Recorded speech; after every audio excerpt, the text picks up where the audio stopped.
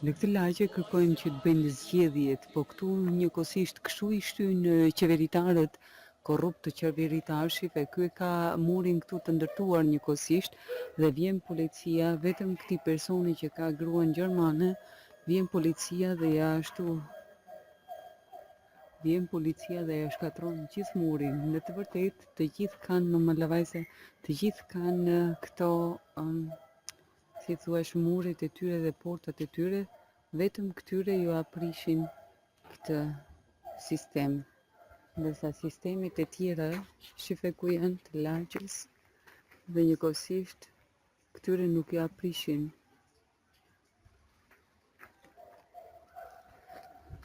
Welche Korruption gibt es hier?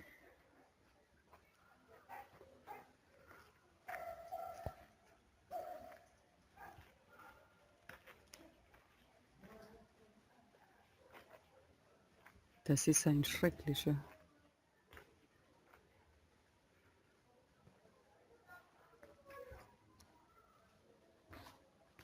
Das ist ein schrecklicher.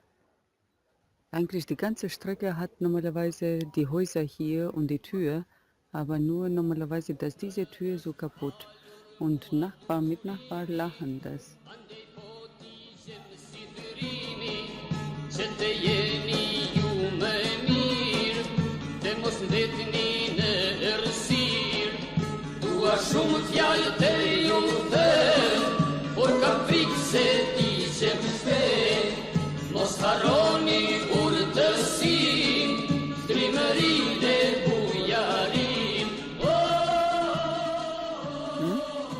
Ishe ti kur ishte policia këtu, kur e shëmbi?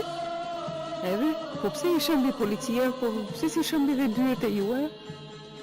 Ndoshta të shëmbi nesër dyert e tyre. Edhe nesër, a?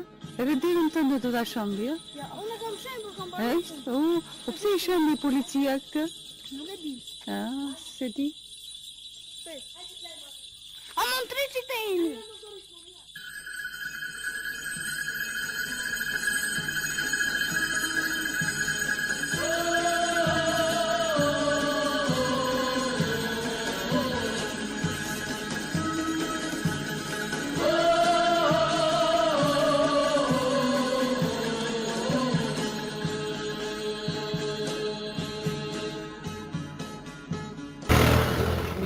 Gazetare e diasporës erdha shumë njëkohësisht për të mësuar këta edhe për të transmetuar një emision lidhur për diasporën, po jo vetëm me burokrati që këto nuk lejnë as të futen brenda njëkohësisht, po njëherë thonë hajde këtu Mimoza, hajde këte. Diaspora duhet patjetër që kur shikoj këtë emision njëkohësisht, ta di që të gjithë lekët e diasporës mos të transmetohen në këto stacione të cilët nuk të pranojnë, po të transmetohen si thua në stacionet e tjera televizive.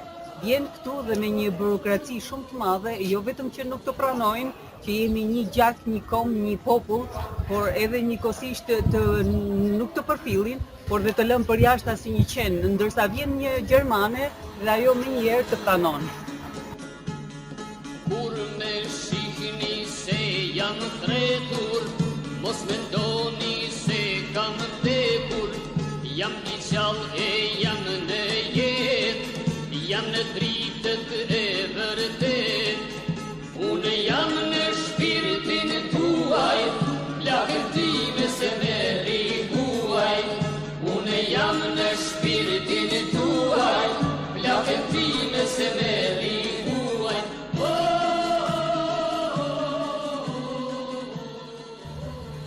Mimoza Sadrija, gazetare e diasporës. Sot janë gjithë stacione televizive, klani, dhe njëkohësisht kemi ardhur sot këtu sepse edhe kryeministri është në klan, njëkohësisht është lidhur për zgjedhje. Dhe pastaj e bëjmë një transmetim tjetër. Gjithë stacionet televizive janë këtu dhe unë doja që ta bëja një video për t'ia treguar diasporës njëkohësisht këtë film.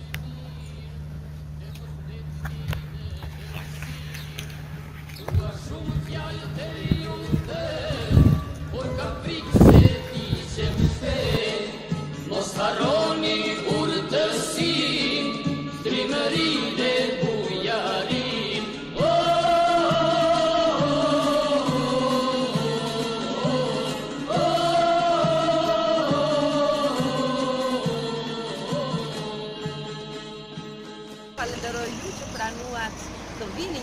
në Shqipëri dhe të vizitoni qytete të ndryshme siç është Tirana dhe Durrësi.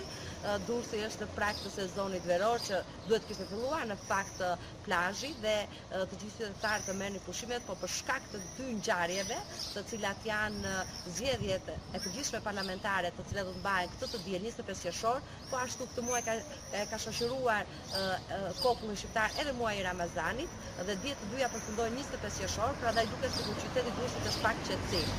Ju falenderoj. Ju si gazetare e fuqishme, na tregoni diçka, domethënë se kjo është ta kenë përnder, domethënë që Durrësi kaq i fuqishëm, një Durrës i lirëve dhe i dardanëve, domethënë a vinë shumë turistë këtu? Sotrohet? Durrësi është një nga qytetet më të vizituara nga turistët. Janë shkuar vitet e fundit edhe turistët amerikan, gjerman, italianët janë të shumtë ata që vizitojnë, por edhe nga vendet të ndryshme të Ballkanit, siç është edhe nga Greqia, por edhe nga Slovenia, nga Kroacia, por edhe nga të gjitha qytetet, nga të gjitha shtetet e tjera të cilët kanë dëshirë ta njohin Shqipërinë, të njohin qytetin e Durrësit, këtë qytet të mrekullueshëm, një qytet të ngritur, një qytet historik të ngritur mbi rrënjë të lire. Pra, Durrësi ka çfarë të tregoj turistëve, qoftë nga historia, qoftë nga kultura e saj, por edhe nga pamja e qytetit dhe deti dhe plazhi që tani janë valët dhe njëkohësisht valët, domethënë zgjedhjet, dhe ju jeni një gazetare shumë e fuqishme që keni ndjekur dhe njëkohësisht dhe zgjedhjet në Amerikë, por lidhur me këto zgjedhjet, si do të bëhet situata në Shqipëri? Kush mendon se për shembull mundet të fitojë? Mund të them që kemi surpriza pas 25 qershorit. Fushat elektorale është në fillimin e saj, janë edhe 2 ditë, pasi dita e shtunë është dita e heshtjes zgjedhore dhe ditën e diel qytetarët do të drejtojnë kutive të votimit për të votuar atë forcë politike që i ka krijuar besim apo ka punuar sipas logjikës së tyre. Është një luftë e ashpër, kemi një luftë e ashpër mes brenda forcave të majta, siç është ajo mes Partisë Socialiste dhe Lëvizjes Socialiste për Integrim, ndërkohë opozitën e kemi pasur në çadër deri para një muaji, ajo ka dalë nga çadra pasi marrëveshje me kryeministrin Edi Rama. Gjithsesi, historia ka treguar dhe e shkuara që rotacionet politike në Shqipëri janë 8 vjeçare. Kjo për shkak të brishësisë të disa institucioneve kryesore, pra të institucioneve kushtetuese.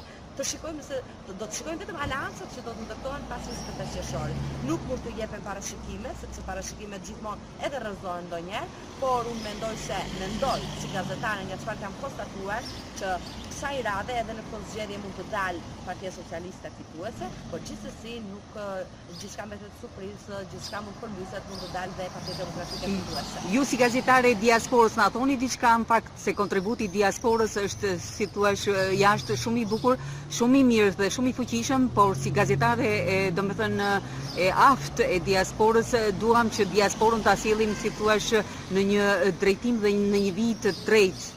Në fakt, unë kam takuar shumë persona komunitetin shqiptar, qoftë në Amerikë, qoftë në Angli, pra kur flas për diasporën shqiptare, ku përfshihen shqiptarët e Shqipërisë, ata të Kosovës dhe Malit të Zi. Duke u nisur nga zëri i munguar e tyre, qoftë në politikë, qoftë në jetën publike, në jetën shoqërore, por edhe në jetën por edhe në investime, pra duke parë dhe kontributin e madh që ata kanë pasur prej vitesh në Kosovë, në Shqipëri, në Maqedoni dhe në Malit të Zi, duhet të themi që kemi një mungesë të ndikimit diasporës shqiptare, mungesë të ndikimit dhe mungesë të përfaqësimit të tyre, qoftë në politikë, qoftë në jetën sociale, qoftë në përfaqësimin në të gjitha nivelet e qeverisje, qofshin këto vendore apo lokale. Le të shpresojmë që është bërë vetëm një summit dhe ishte summiti i parë i diasporës shqiptare në nëntor të vitit që sapo lan pas. Në fakt ishte një iniciativë që u vlerësua, një iniciativë e qeverisë shqiptare që u vlerësua edhe nga personazhet njohur të jetës nga diaspora, por produkti se çfarë nxorri ky summit dhe mesazhet që dha apo kishte një plan apo nuk kishte se si do të zhvillohej më vonë, cilat ishin shtylllat kryesore ku do të ecë kjo diasporë shqiptare, la për të dëshiruar shumë. Po mirë, bëjnë një thirrje të fortë, domethënë diasporës, si thua në këtë reportazh. Duhet të jenë prezent me investime, sepse kanë ardhur shumë biznese dhe shumë investitorë dhe janë larguar. Duhet të jenë prezent në politikën shqiptare, duhet të jenë prezent në jetën publike shqiptare, sepse zëri i tyre, ashtu sikur ndikimi i tyre nga ana monetare kanë qenë jashtëzakonisht të fuqishëm. Dhe nëse do të kemi një prezencë dukshme, një përfaqësim të tyre dinjitoz në politikën shqiptare, po flas për gjitha shtetet shqiptare ku ka shqiptar folës, atëherë mund të kemi një përmbysje të elitës politike në Shqipëri. Pra mund të kemi krijimin e klasave të tjera elite në Shqipëri dhe në momentin që diaspora shqiptare, migrantët shqiptarë do të ketë të drejtë vote, edhe politika shqiptare këtu do të ketë shumë frikë, do të jetë 100 herë më shumë e përgjegjshme. Sepse në momentin që kjo popullat këtu qytetarë këtu ata i kërcënojnë për shkak të marrë votë, kërcënim në thonjza, qoftë edhe me largimin nga vendet e punës, atëherë ata i kanë saktuar apo u kanë futur këtë frikë. Por në momentin që do hyjnë të votojnë emigrantët dhe në momentin që diaspora shqiptare do ketë ndikim të fuqishëm, do kemi dhe ndryshim rrjedhor të elitave politike shqiptare. Është një ndryshim që duhet të vi patjetër shumë shpejt dhe i domosdoshëm. Nëse duhet kemi vërtet politikë të mirëfillt dhe demokraci të barabartë, demokraci të mirëfillt dhe për të bërë të gjitha shtetet e tjera të zhvilluara. Po bëjni një përshëndetje sepse diaspora e Zvicrës njëkohësisht është në bashkëpunim shumë të fortë edhe me diasporën e Kosovës dhe ato duan një mbështetje, si thua, nga ana juaj si një gazetare e fuqishme, e cila domethënë që do të jepni një dhe kontributin tuaj, por duhet i bëni një përshëndetje jo vetëm diasporës të Zvicrës, por edhe diasporës së Gjermanisë, diasporës së Francës dhe diasporës së Bruxellit, të cilët domethënë këto të mblidhen rreth një tavoline dhe ju t'i përfaqësoni, si thua, edhe në organet politike.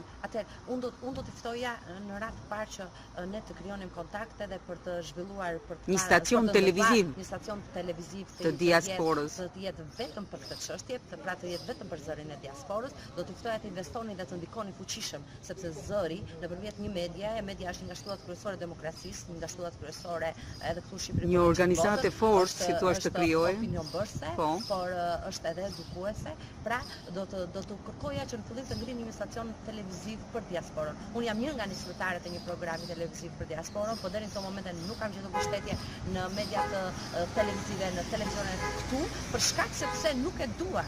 Domethënë ose nuk e në heshtje të lë të kuptosh që nuk e dua prezencën e tyre, sepse e din që kapacitetet që ka diaspora janë fuqishme, qoftë nga ana ekonomike, qoftë kanë potenciale, ka njerëz shumë të arsimuar të cilët mund të ndryshojnë këtë vend. Pra unë do të ftoja për një bashkëpunim, për të marrë nisma të përbashkëta dhe për ta çuar përpara këtë vend. Pra, në përfundim të kësaj bisede, ju keni dëshirë që të hapni, si thua, për diasporën, bankën e diasporës, stacionin televiziv, organizatën e diasporës. Pra, duke nisur në fillim me një stacion televiziv vetëm për diasporën, atëherë gjitha nismat e tjera do jenë në funksion saj me bankën e diasporës, me qendra që mund të jenë multifunksionale vetëm për diasporën, pra për ta bërë shumë më shumë prezente dhe jo vetëm nga ana ekonomike, siç e mendojnë gjithë njerëzit që i kanë njerëzit jashtë dhe ndihmojnë jashtë. Pra duhet të jenë prezent dhe duhet të jenë përfaqësues dhe duhet të jenë të përfaqësuar edhe këtu në jetën publike, në jetën ekonomike, në investimet dhe në jetën politike.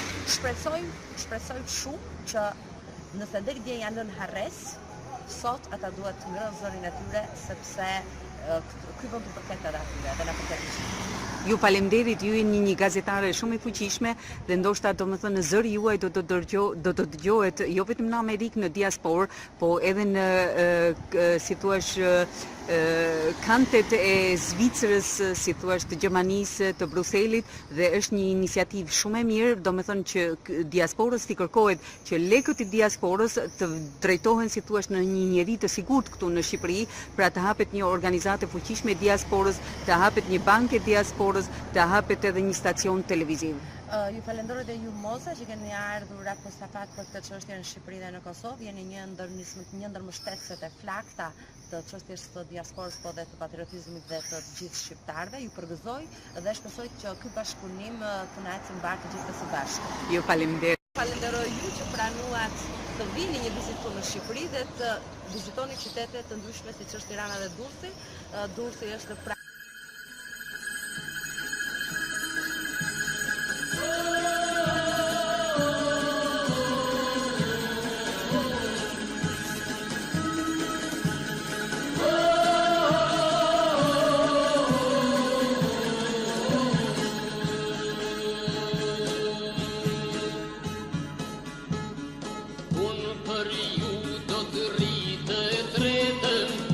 assassiri te nos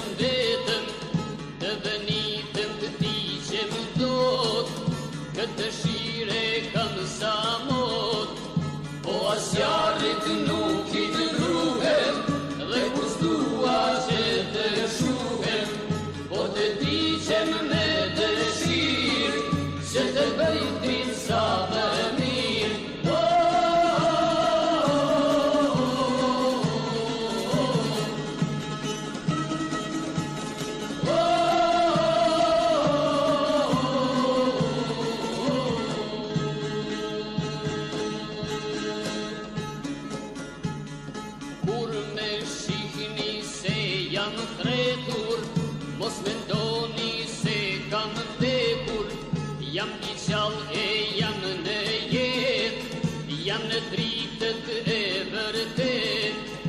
Unë jam në shpirtin tuaj, plakën time se meri huaj. Unë jam në shpirtin tuaj, plakën time se meri huaj.